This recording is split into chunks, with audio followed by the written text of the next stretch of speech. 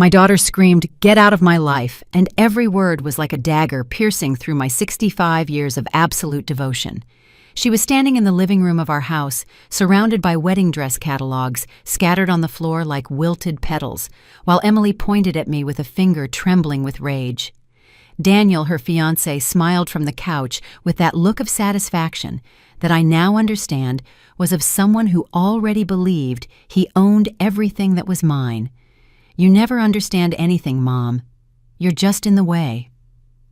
Her screams echoed off the walls I painted myself 20 years ago in this house that I built brick by brick, working double shifts at the textile factory. The afternoon had grown heavy, the air thick like bitter honey, and I stood in silence as she continued to spew venom. The words flew out of her mouth like bullets aimed straight at my heart. But something strange happened in that moment. I stopped bleeding inside. A cold, almost surgical calm began to settle in my chest. I didn't cry. I just clenched my car keys until the marks dug into my palm, feeling the warm metal against my skin, while Daniel nodded in approval at every insult my own daughter threw at me. "Your mother is so dramatic," he whispered to Emily. But I heard every word. His eyes gleamed with a greed I should have recognized months ago when he started showing up at the house more often, measuring spaces with his gaze and asking about documents that were none of his business. The next day, very early, when the dew still beaded on my bedroom windows and the city was just waking up with its first sounds, I put on my best navy blue coat and walked to the bank. My steps were firm on the damp pavement, each one a decision I was making for the first time in decades just for myself. The morning air had that freshness that clears your lungs and your mind, and for the first time in months, I felt like I could breathe completely. The bank teller looked at me strangely when I asked her to block all the supplementary credit cards I had given Emily over the years. Her fingers hesitated over the keyboard as she reviewed the list. The main card, the emergency one, the one for online shopping. All those little pieces of plastic I had given with a mother's love, and which I now understood had been golden chains tying me to silent exploitation. "Are you sure, Mrs. Linda? There are several cards, and some have pending purchases," she asked in a soft voice, leaning forward with that professional concern they use when they think you're making a mistake. "Completely sure," I replied, and my voice sounded different, as if I had found a register I had lost long ago. The words came out with a firmness that surprised me, as if they had been waiting years to be spoken with that conviction. When I left the bank, the morning sun warmed my face in a way I hadn't remembered feeling in years. It was as if I had woken up from a very long dream where I was just a shadow paying bills and preparing meals for people who had forgotten to thank me. Every ray of light seemed to penetrate layers of accumulated exhaustion, illuminating corners of my soul I thought were lost forever. I went back home and sat in my favorite chair by the window, the one that looks out onto the garden where I planted jasmine when Emily was little and still hugged me before bed. My phone started ringing insistently, my daughter's name flashing on the screen again and again like a desperate plea. But for the first time in my life, I didn't run to answer it. Each ring was like a distant echo of a life that no longer belonged to me, a melody I had danced to for decades, but had finally decided to stop listening to. There was something profoundly liberating in that voluntary silence, in my disobedience to the expectations of others. The house felt different that morning, as if it had recovered its original soul, the one it had when it was just mine and not a stage for other people's dramas. 2 weeks before Emily screamed at me in my own house, everything seemed normal. She had arrived on a Saturday morning with a radiant smile, carrying bags from an expensive downtown bakery and a bouquet of flowers that surely cost more than what I spent on groceries in a week. "Mom, I brought you your favorites," she said, kissing my cheek with a sweetness I now recognize as calculated. The roses were perfect, too, perfect as if they had been chosen not for love, but for the image they projected. Daniel followed a few minutes later, carrying a bottle of sparkling wine and that smile that had always seemed strange to me. It didn't reach his eyes, it just hung on his lips, like a poorly fitted mask. "Mrs. "Linda, you look radiant," he said. And although his words sounded kind, there was something in his tone that made me feel like I was being evaluated like an object at an auction. I should have paid attention to how his eyes scanned my living room, lingering on the glass cabinet where I keep the family photos on the solid wood sideboard I inherited from my mother. "We have wonderful news," Emily announced, taking my hands in hers. Her fingers were cold, despite the morning warmth, and she wore a new ring that sparkled with an ostentation that made me blink. "Daniel officially proposed to me, Mom. We want a wedding like the one I always dreamed of, like the one you never got to have." That last phrase stuck in my chest like a splinter. It was true my wedding had been simple, almost austere, but it had been beautiful because it was filled with genuine love. Now I wonder if that comparison was intentional, if even then she was planting the seed of guilt she would later use to manipulate me. Daniel settled into my couch as if he owned it, stretching his arms over the back with a familiarity that made me uncomfortable. "Emily has told me so much about you, about everything you've done for her. A mother like you deserves to see her daughter get married in style." His words sounded rehearsed, like a speech he had practiced in front of the mirror. Every compliment came wrapped in an implicit request. Every smile was a bill piling up somewhere in my future. "We've been looking at reception venues," Emily continued, pulling out her phone and showing me pictures of luxurious halls with crystal chandeliers and tables covered in linens that looked like they cost more than my monthly salary. "This one is perfect, Mom. It can hold 200 people. It has a garden for photos. And the menu." Her eyes sparkled as she described dishes with names I couldn't pronounce, wines I had only seen in luxury magazines. The number 200 hit me like a silent slap. I knew at most 20 people from her current circle. "It must be very expensive," I murmured.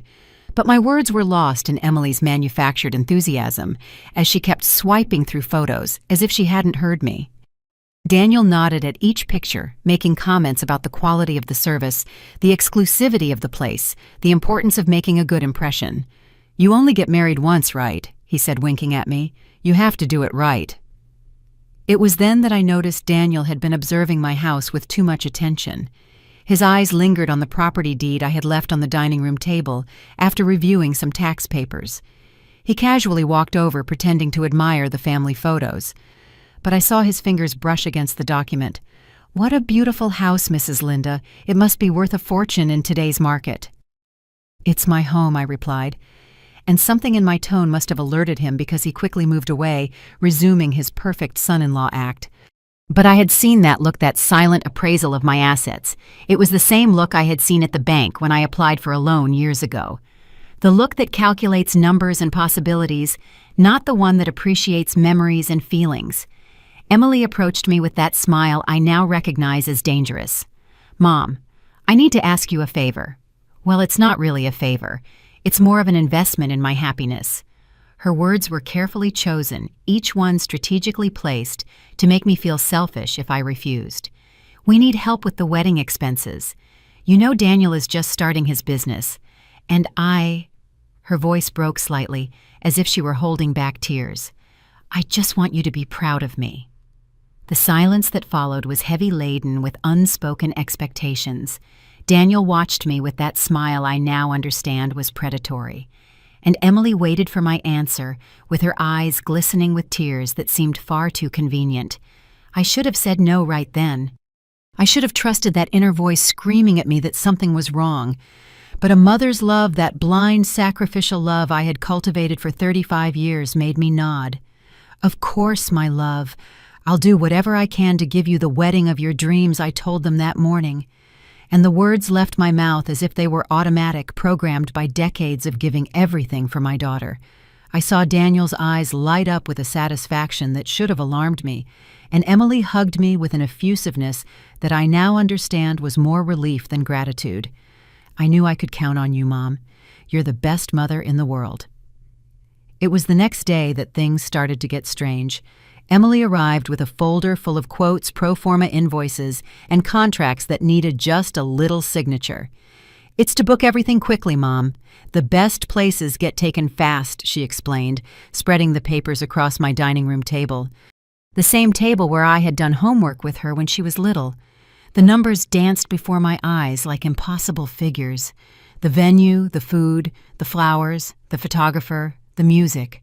Each line item was a small fortune that added up to a mountain of expenses that would keep me up at night for years. "Don't you think this is a bit excessive?" I asked, pointing to the cost of the floral centerpieces, which was equivalent to 3 months of my pension. Emily sighed with that feigned patience adults use when explaining something obvious to a child. "Mom, it's my wedding. I'm only going to get married once in my life. Besides, you never had this. Don't you want me to be happy?" Guilt settled in my chest like a hot stone. She was right. I never had a lavish wedding. My marriage had been a simple ceremony at the neighborhood church with a family lunch afterward, but it had been beautiful because it was filled with genuine love, not this calculated display they were presenting to me. Daniel started showing up more and more frequently, always with new wedding ideas that required more money. "Mrs. Linda, I found the best band in the city. They play at celebrity weddings," he would say, showing me videos on his phone of musicians who looked like they stepped out of a Hollywood movie. "We just need a down payment to secure them." His hands moved with grand gestures as he spoke, as if he were selling a dream. But I was starting to see the cracks in his performance. His shoes were expensive but worn. His watch gleamed, but it was a cheap imitation. And he always had an excuse for not paying for any of the expenses himself. It was a Thursday afternoon when I discovered the first real lie. Emily had left her purse open on my couch while she went to the bathroom, and her phone buzzed with a message. I didn't mean to read it, but the screen lit up right in front of my eyes, and I saw Daniel's name followed by words that sent a chill down my spine. "It's all set. The old lady is paying for everything. After the wedding, we can pressure her about the house." My hands started to shake. I read the message over and over, hoping I had misunderstood. But the words remained there, immutable as a sentence. The old lady. That's what the man who was going to marry my daughter called me, the man who smiled and called me Mrs. Linda with false respect.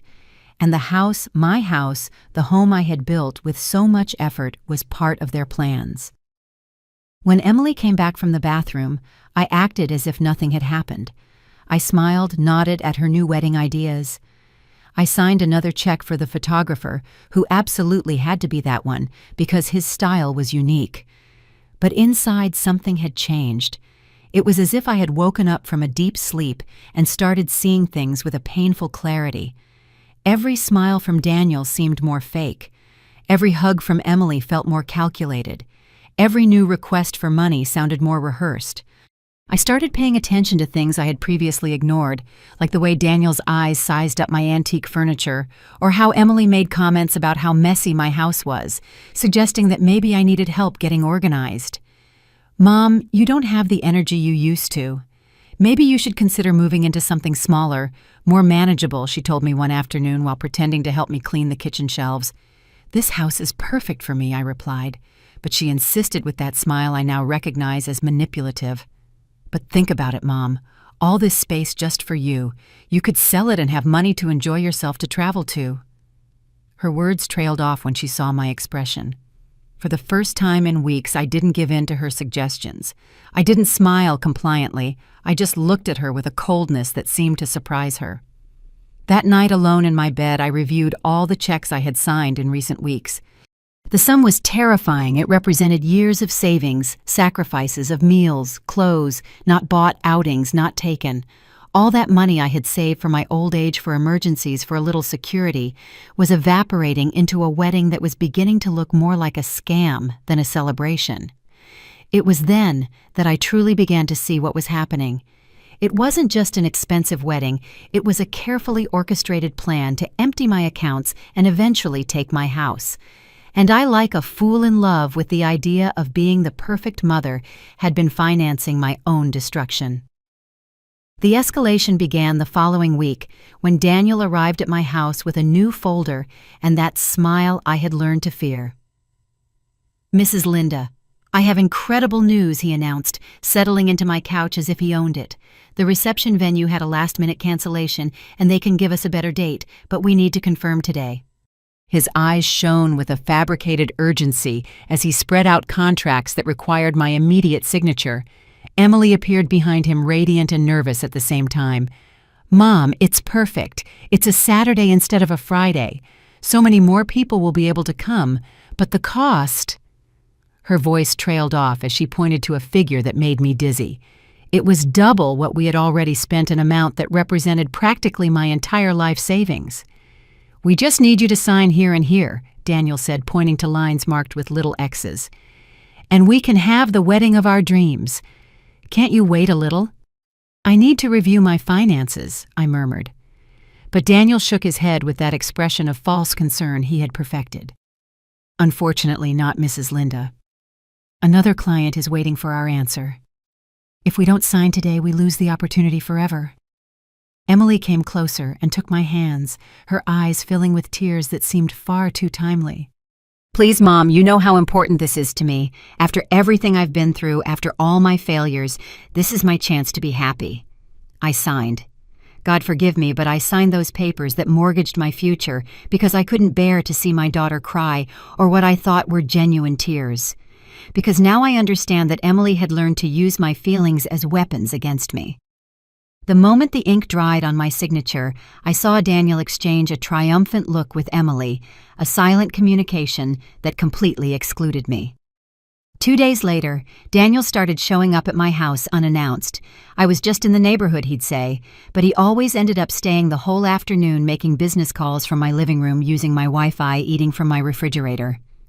"I hope you don't mind, Mrs. Linda. Emily told me you love the company, but I had never said that."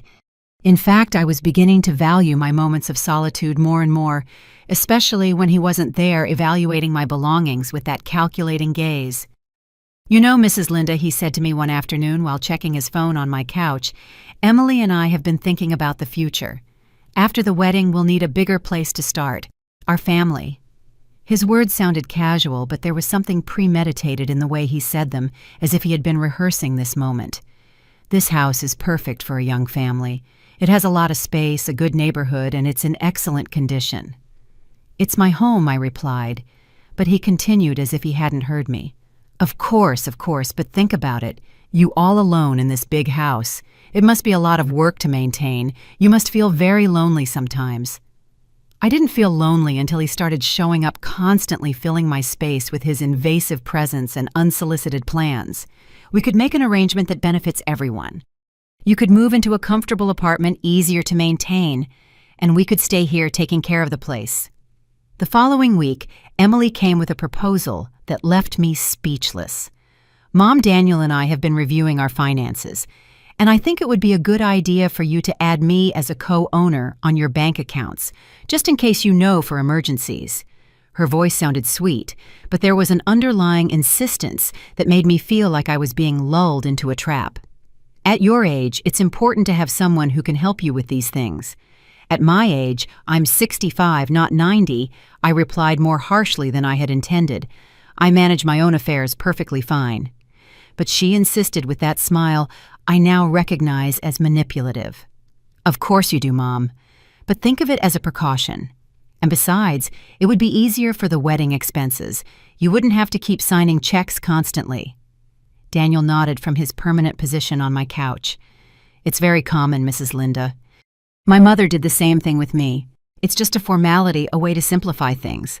But I remembered his mother, a woman who had lost control of her finances when he moved into her house, and who now lived practically as a guest in her own home. It was that night I found Daniel in my kitchen, going through the papers I kept in the important documents drawer. "Excuse me, Mrs. Linda," he said when he saw me. I was looking for a glass of water, and the drawer opened by accident. But I had seen how he was photographing my documents with his phone, how he was reviewing my deeds and my bank statements with the meticulousness of someone taking an inventory. "What are you really doing?" I asked. And for the first time since I'd known him, his mask slipped a little. "Just trying to understand the overall financial situation so I can better help with the wedding expenses," he replied, but he no longer sounded convincing. His smile had become forced, and his eyes had that hardness I now recognize as the true personality behind the act. The next day, Emily arrived with the news that they had found the perfect dress at an exclusive boutique. "It costs a little more than we had planned," she admitted. "But Mom, when I put it on, even the sales lady cried. It's like it was made for me. The price of the dress was obscene, equivalent to 6 months of my pension, but she had already put it on hold and just needed me to go pay the deposit. "Emily, this is getting out of control," I finally said, and her expression changed from sweet to dangerous in seconds. "Out of control. Mom, it's my wedding, the only one I'm ever going to have. Are you telling me I'm not worth it?" Her words were like daggers wrapped in reproaches, each one designed to make me feel like the worst mother in the world. And it worked because despite everything, despite the alarm bells screaming in my head, I went to the boutique and paid for that dress that cost more than my car. That night after paying for the dress, I came home feeling like I had crossed an invisible line from which I could not return. I sat on my bed surrounded by bills and receipts from a wedding that seemed to have turned into a monster devouring my future. And I made a decision that would change everything. I took out my phone and dialed the number of my lawyer, the same one who had handled the purchase of my house 20 years ago. "Mr. Robert, it's Linda Morales. I need to see you urgently," I said, surprising myself with the firmness in my voice. "It's about my documents, my properties. I think I need to protect my assets." There was a pause on the other end of the line, and then his professional yet warm voice reassured me. "Of course, Mrs. Linda, can you come in tomorrow morning? And bring all the documents you have, especially anything you've signed recently." The next day, while Emily and Daniel thought I was at the market buying groceries, I headed to Mr. Roberts' office. The building was old but solid like my lawyer, and his office smelled of legal paper and strong coffee. "Tell me what's going on," he said, and for the first time in weeks, someone listened to me without judging me, without trying to convince me of anything, without a hidden agenda behind their words. I told him everything. The excessive wedding expenses, Daniel's constant visits, his comments about my house, the pressure for Emily to become a co-owner of my accounts. I took out all the contracts I had signed, all the checks I had written, and spread them on his desk as evidence of my own naivety. "Mrs. Linda," he said, "after carefully reviewing everything, you are a victim of what we call familial financial abuse. It's more common than you think. But what can I do?" "She's my daughter," I said, and the words came out laden with all the guilt and pain I had been accumulating. "A mother's love doesn't mean you have to destroy yourself financially," he replied with a gentleness that made me cry for the first time in weeks. "We are going to protect your assets. We are going to ensure that no one can make financial decisions in your name without your explicit consent." That afternoon, as I walked back home, I felt different. It was as if I had found an invisible armor that protected me from manipulation. I had a plan now, documents to back up my decisions, and more importantly, I had the certainty that I wasn't crazy, that my instincts had been right all along. When I got home, I found Daniel and Emily in my living room, surrounded by more catalogs and contracts. "Mom, good you're here," Emily said, with that smile I could now see for what it really was, a tool of manipulation. "Daniel found the perfect florist, but we need to make the deposit today." Her eyes shone with that fabricated urgency I knew so well. How much I asked, keeping my voice neutral. "Only $15,000, Daniel replied as if it were an insignificant amount. "It's for all the flowers for the ceremony and the reception. Believe me, Mrs. Linda, it's going to be spectacular. Your daughter will look like a princess." But I was no longer listening to his empty promises. I was calculating that those $15,000 represented almost a year of my pension. "I need to think about it," I told them, and I saw them exchange an alarmed look. "Think about it," Emily repeated, and her voice had lost all its sweetness. "Mom, we've already talked about this. It's my wedding. You can't change your mind now." But for the first time in months, I wasn't intimidated by her tone. "I can change my mind whenever I want. It's my money." Daniel stood up from the couch with an expression that no longer tried to hide his irritation. "Linda, I think you're being a little selfish. Emily is your only daughter. Don't you want to see her happy?" His words were the same as always, but now they sounded hollow, like a broken record that had lost its power of persuasion. "I want to see my daughter happy," I replied, "but not at the cost of my financial security. Your financial security. Emily jumped to her feet, and for the first time I saw genuine anger in her eyes, not the calculated tears from before. Mom, you have this house, you have savings, you have your pension. What more do you need at your age? I'm starting my life. I have the right to have something beautiful for once, and I have the right not to be left in poverty to finance your spectacle, I replied, and the words came out with a force that surprised me. The silence that followed was tense, filled with all the things we had been avoiding saying. Daniel's fists were clenched, and Emily looked at me as if I were a stranger. Okay, Daniel finally said in a dangerously calm voice. I understand you need time to think about it, but Mrs. Linda, I hope you understand that some commitments are already made, some contracts are already signed. You can't back out without consequences. His words sounded like a barely veiled threat. Are you threatening me in my own house? I asked, and his mask slipped completely. It's not a threat. Mrs. Linda, it's reality. You have signed contracts, you have made commitments. You can't just decide you don't want to honor them anymore. Emily nodded, and I saw a hardness in her face I had never seen before, as if she were finally showing her true personality. That night after they left, I stayed up reviewing all the papers Mr. Robert had given me. I had options, I had rights, and more importantly, I had the determination to use them. For the first time in weeks, I didn't feel like a victim. I felt like a 65-year-old woman who had worked her whole life, raised a daughter, built a home, and was not going to let anyone strip her of all that without a fight. The next morning, as the sun barely peeked through my bedroom curtains, I began to execute my plan with the silent precision of someone who has made a definitive decision. It was Saturday, and I knew Daniel and Emily would sleep in late, which gave me time to do what I needed without interruptions. I put on my best navy blue suit, the one I reserved for important occasions, because I sensed this day would mark a before and after in my life. My first stop was the bank. The same teller who had blocked the credit cards greeted me with a professional smile. Good morning, Mrs. Linda. How can I help you today? I explained that I needed to review all the movements in my accounts for the last 3 months and get certified copies of each transaction. I also need to change all my access codes and establish that no one but me can make transactions on my accounts, I said, sliding over the documents Mr. Robert had prepared for me. While I waited for the statements, I checked my phone and found 12 missed calls from Emily and 5 messages from Daniel. Mom, where are you? We need to talk urgently about the flowers.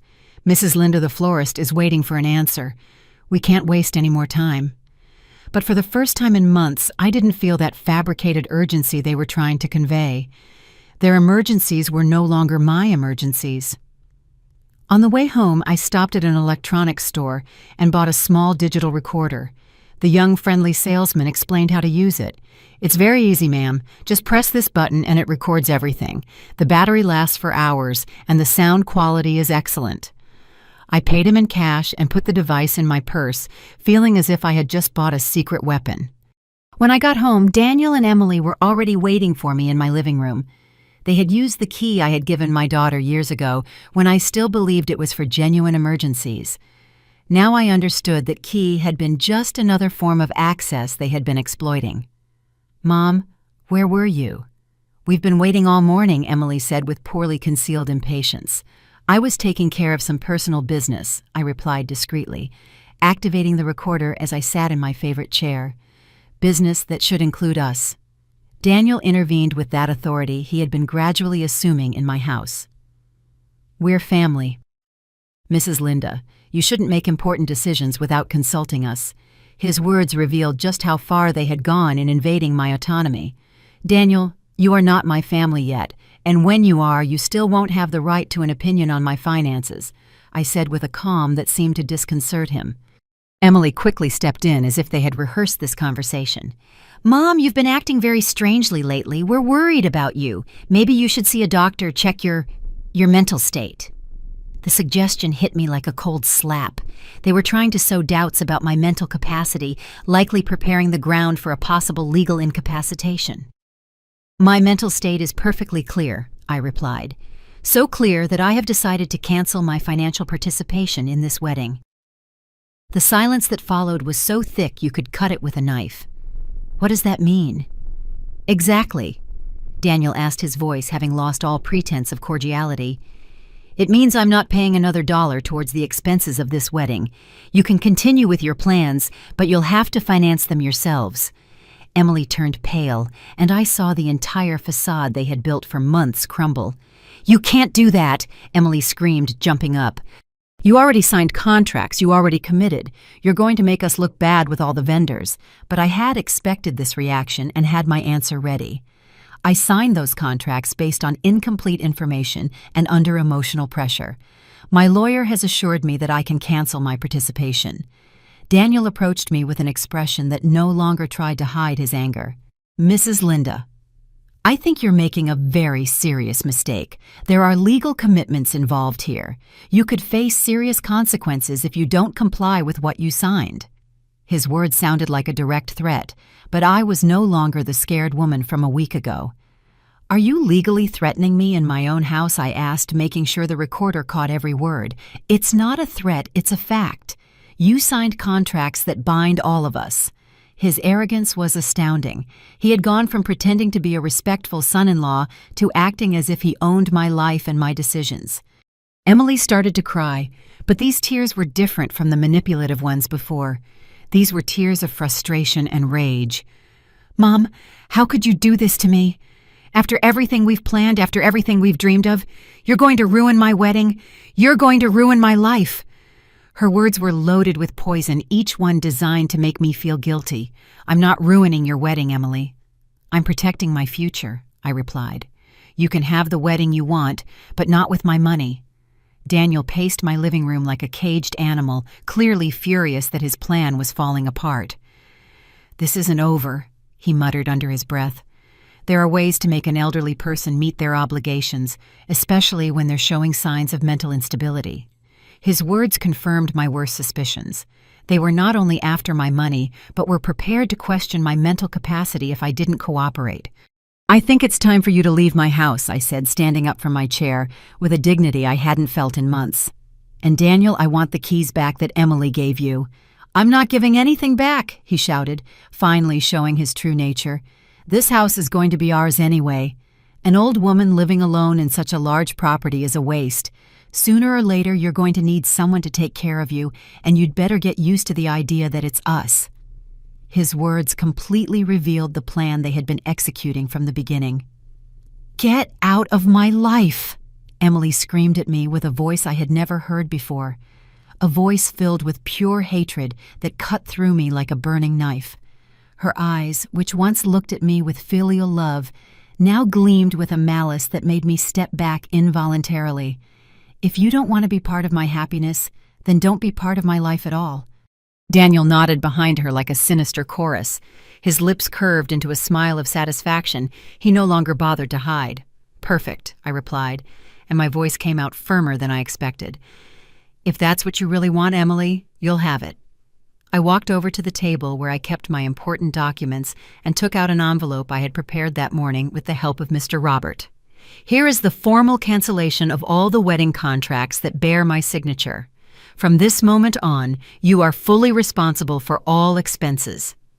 Daniel's expression changed from triumphant to alarmed in seconds.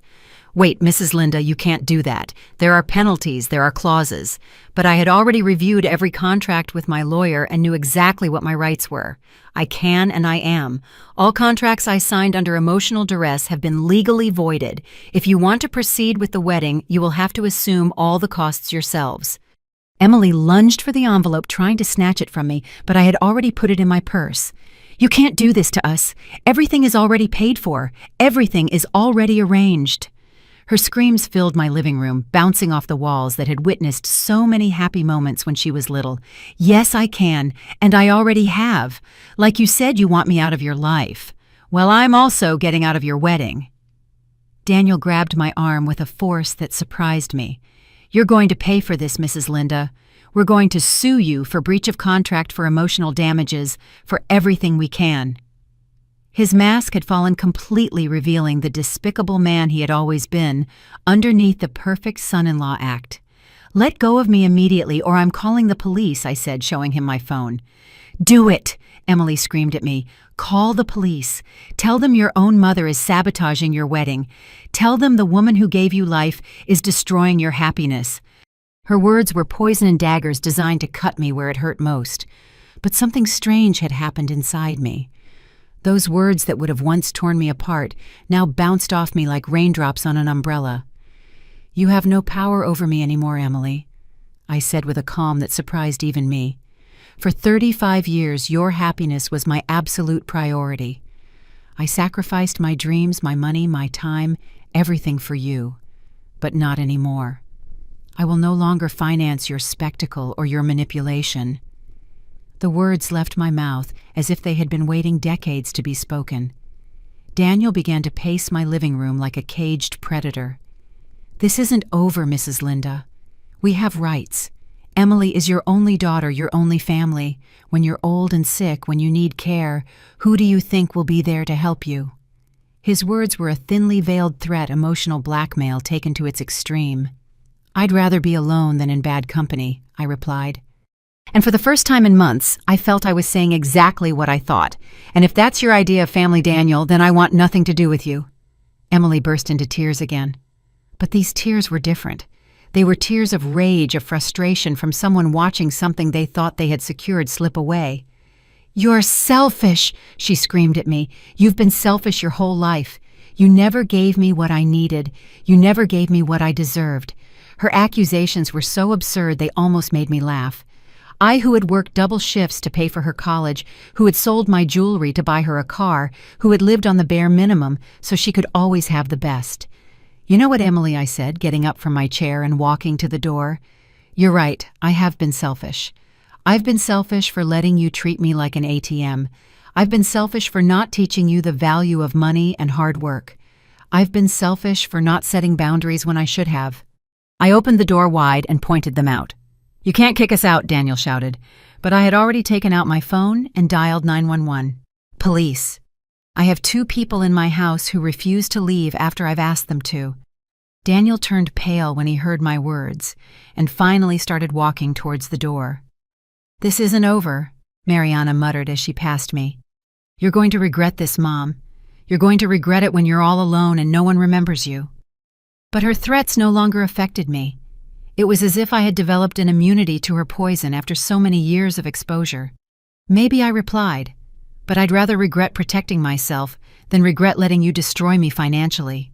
Daniel stopped at the threshold and looked at me with an expression I will never forget. "You don't know who you're messing with, Mrs. Linda. This is just the beginning." "On the contrary," I said, closing the door behind them, "this is already over." I locked the deadbolt and stood in my entryway, listening to their angry voices fade down the street. For the first time in months, my house felt like my home again. The silence that followed was not empty, but filled with a peace I had forgotten existed. I walked to my favorite chair and sat down looking out the window at the garden where I had planted jasmine when Emily was little. The flowers had grown and bloomed without my constant attention, feeding on the rain and sun, finding their own way to thrive. Maybe it was time for me to learn to do the same. The next day, the phone started ringing early. It was Sunday, a day I used to dedicate to preparing family lunches that I now understood had been more obligation than pleasure. Each ring was like a desperate echo of the life I had decided to leave behind. Emily called me every 20 minutes, alternating between desperate pleas and veiled threats. "Mom, please, we can fix this." "You can't just end things with me like this," she said in one message. "You're going to pay the consequences for what you did?" she screamed in the next. But I no longer ran to answer the phone like a trained dog. I made my morning coffee with the calm of someone who has made a definitive decision and sat in my garden to enjoy the morning sun. It was strange how the same sun that shone yesterday now felt different on my skin. Warmer, more welcome, as if I had regained the right to enjoy the simple things in life. At 10 in the morning, an unfamiliar car pulled up in front of my house. Daniel and an older man I didn't recognize got out dressed in suits that tried to project authority. They walked straight to my door and knocked with an insistence that bordered on aggression. "Mrs. Linda, we are legal representatives of the Morales-Garcia family. We need to speak with you about the contractual commitments you have violated." "I have no commitments to the Garcia family," I replied from behind the locked door. "And if you want to talk about legal matters, you can contact my lawyer." I gave them Mr. Roberts' name and number and watched as Daniel furiously scribbled it on a piece of paper. "Mrs. Linda, this can be resolved amicably if you cooperate. There's no need to resort to legal proceedings that could be very costly for you." It was the same old blackmail but wrapped in legal terminology. "My legal representatives are prepared for any action you wish to take," I said, feeling a confidence I hadn't experienced in months. "Now please leave my property, or I will call the police for trespassing." I heard them muttering to each other before they walked away, but I could catch snippets of their conversation, stubborn, mentally incompetent, other ways. That afternoon, my granddaughter Sarah showed up at my door. Unlike her mother and Daniel, she knocked gently and waited for me to open it voluntarily. Her 16-year-old eyes were swollen from crying, but there was something different in her expression, a maturity I hadn't seen before. "Grandma, can I come in? I need to talk to you." Her voice trembled, but not with manipulation, with genuine emotion. "Of course, my love," I said, hugging her for the first time in weeks without feeling like I was being evaluated or judged. Sarah sat on the couch where Daniel had so often plotted my financial ruin, but her presence cleansed the space of all its previous toxicity. "Grandma, I heard everything that happened yesterday. Mom and Daniel don't know I'm here. And what do you think about all this?" I asked, preparing myself for another emotional attack, another person trying to make me feel guilty for protecting my future. But Sarah surprised me with her answer. "I think you did the right thing, Grandma. I've been watching how they've been treating you for months, and it wasn't right. Daniel is a horrible man, and Mom is behaving like someone I don't recognize." Her words were like a balm to my wounded soul. Finally, someone in my family saw what had really been happening. "Your mother is very angry with me," I said, taking her hands in mine. "This might separate us forever." Sarah shook her head, and her eyes shone with a determination that reminded me of myself at her age. "Grandma, I'm not going to choose between you, but I'm also not going to pretend I don't see what's happening. Daniel is filling Mom's head with ideas about your money, your house, your future. I've heard their phone conversations when they think I'm asleep. Her revelations confirmed my worst suspicions, but they also filled me with pride for my granddaughter's integrity. "What exactly have you heard?" I asked, and Sarah took a deep breath before answering. "They talk about realtors they've already contacted to appraise the house. Daniel has papers about retirement homes, places where he says you'd be more comfortable. They also mentioned something about your mental incapacity about getting medical documents that say you can't manage your own affairs." The coldness of their plans hit me like ice water. It wasn't just greed. It was an elaborate conspiracy to control every aspect of my life. "Sarah, this is very serious. Would you be willing to repeat this to my lawyer?" She nodded without hesitation. "I'll do whatever it takes to protect you, Grandma. You've always protected me." That night, after Sarah left, promising to come back soon, I stayed up planning my next move. It was no longer just a matter of protecting my money, but of protecting my freedom, my autonomy, my right to grow old with dignity in my own home. Daniel and Emily had declared war, but they didn't know who they were messing with. I took out all the documents I had been collecting over the week, recordings of conversations, bank statements, canceled contracts, my granddaughter's testimony. It was a complete arsenal of evidence that demonstrated the pattern of abuse and manipulation I had been suffering. But more important was the proof that my mind was perfectly clear that my decisions were rational and justified. For the first time in months, I fell asleep feeling completely in control of my life. I had taken the reins of my destiny, had drawn clear boundaries, and had found unexpected allies in my fight for dignity. Tomorrow would be another day of battle, but this time I had the right weapons, and more importantly, I had the iron-willed determination of a woman who had decided that enough was enough. 3 months later, I sat on the terrace of my new apartment, a bright place overlooking the park where children played and elderly couples walked hand in hand. I had sold the big house, the one Daniel had coveted so much, and had moved into a space that was completely mine, chosen by me, paid for with my money, and designed for my comfort. Every piece of furniture, every curtain, every potted plant had been a decision I made without consulting anyone, without asking permission, without justifying myself to others' expectations. The lawsuit Daniel had promised never came. My lawyer explained that after reviewing all the evidence we had collected, including the recordings and Sarah's testimony, any legal action against me would be not only fruitless, but potentially damaging to them. Mrs. Linda, you have a solid case if you wanted to sue them for harassment and financial abuse, Mr. Robert had told me. But I had decided I didn't want to invest any more energy in that toxicity. I just wanted peace. Sarah. She visited me every Sunday, and our relationship had become deeper and more genuine than ever. Without the pressure of family manipulations, we could talk about everything: her college plans, her dreams, life in general. Grandma, do you have any regrets?